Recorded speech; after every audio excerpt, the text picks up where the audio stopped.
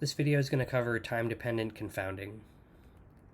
So a time-dependent variable is one that varies over a period of time. So this is an example of someone's smoking history where they were a non-smoker till age 15, smoked until 25, quit from then until 40, took it up for 20 years, and then quit finally.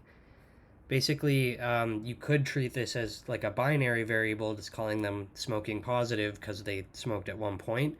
But the most valid way to handle this would be to treat smoking as time varying in analysis, where individuals are contributing time at risk in the exposure negative and positive group as their status changes. And just a quick review of confounding. It's a third factor that distorts our relationship we're interested in. Let's say that's smoking and lung cancer. And in this hypothetical scenario, let's just say that working at a factory, let's say this factory produces fumes in the process that are carcinogenic. This could be a way in which factory is related to lung cancer. And let's also say that there's a social atmosphere of smoking at this factory where individuals are going on a smoke break.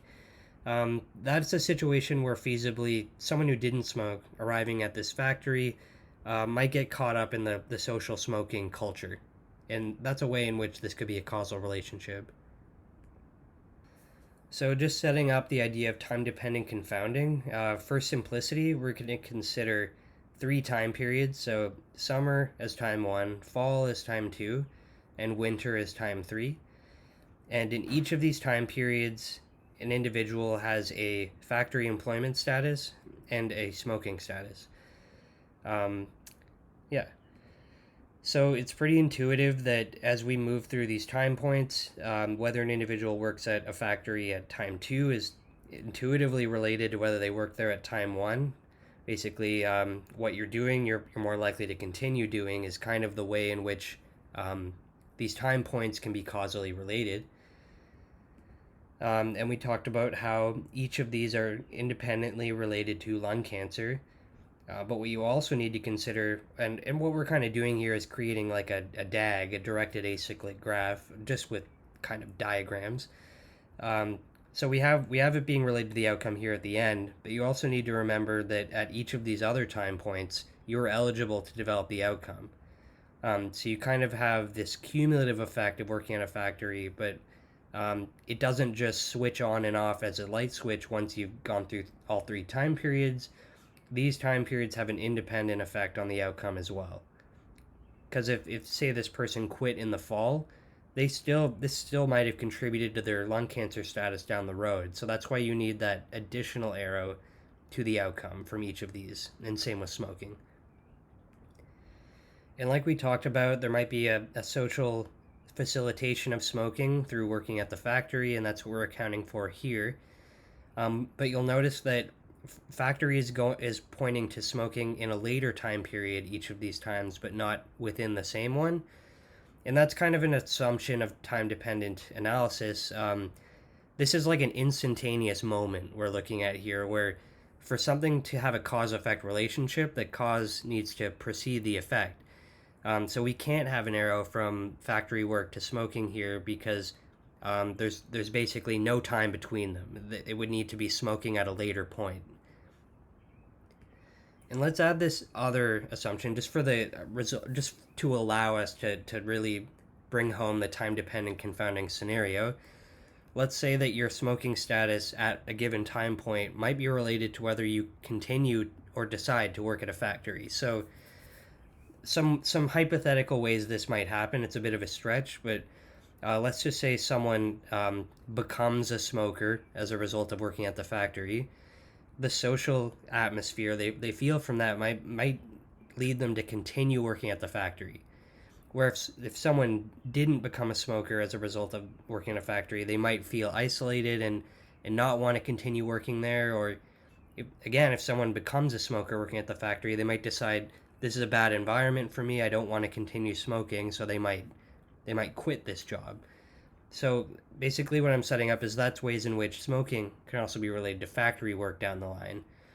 And this creates a situation that is really susceptible to time-dependent confounding, which we're going to talk about now.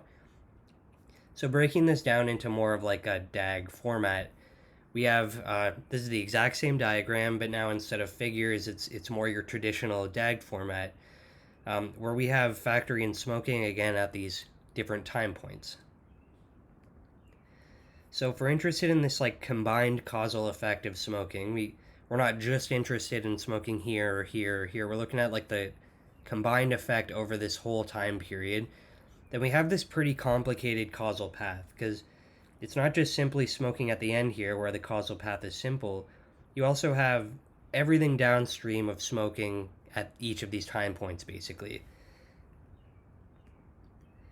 So the biggest thing you'd want to consider is where here is confounding taking place. You need to consider, you're almost considering these as separate variables. They are the same variable, just at different time points, but you can effectively look at them as separate variables. So the simplest of the three is factory at time 1. Factory at time 1 is just a kind of a straightforward confounder. It has its independent relationship with the outcome. It also confounds smoking at time 2 because it has a relationship to smoking at time 2 that is independent of its relationship to the outcome. And it also exerts a confounding influence on smoking at time 3 because it again has its direct relationship to the outcome here, but through factory at time 2, it's also related to smoking at time 3. So when identifying confounders, that's kind of a video of its own I have, but just briefly, you're looking for independent paths from the exposure, or in this case, one version of the exposure, and an independent path to the outcome. So factory at time 1 is just a confounder that it's kind of a no-brainer that you just want to control for that.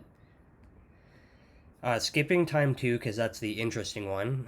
Factory at time 3, this one is a mediator of smoking at time 2 and not a confounder. It doesn't confound anything. So when I say it's a mediator, that means we talked about this causal network or causal path from each of the versions of smoking. We want those unblocked. We want the entire effect of smoking. That's what we're interested in. If we were to control for factory at time 3, the effect of smoking at time 2 would be basically blocked by doing this, and we'd see a reduced effect.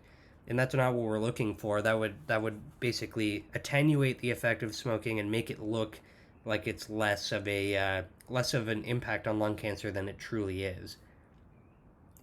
So that we wouldn't want to control for we want to leave factory at time 3 alone, to keep that causal path intact from smoking at time 2.